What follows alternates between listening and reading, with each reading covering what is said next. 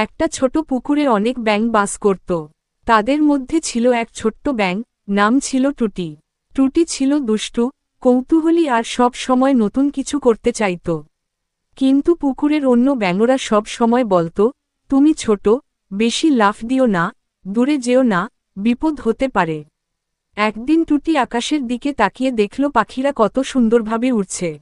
তার মনে হল, আমিও যদি একবার পুকুরের বাইরে গিয়ে বড় দুনিয়াটা দেখতে পারতাম। সবাই নিষেধ করল, কিন্তু টুটি ঠিক করল, সে একবার চেষ্টা করবেই। পরদিন সকালে সে লাফাতে লাফাতে পুকুর থেকে বেরিয়ে গেল।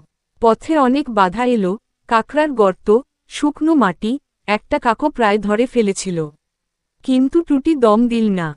সে এক ঝর্ণার ধারে গিয়ে পৌঁছাল। সেই জায়গাটা ছিল অপূর্ব। টুটি এমন দৃশ্য কখনো দেখেনি। বিকেলে টুটি ফিরে এলো পুকুরে, একটু কাহিল হলেও খুব খুশি।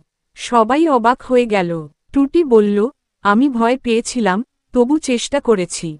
আর এখন আমি জানি, আমাদের পুকুরের বাইরেও একটা দারুণ দুনিয়া আছে।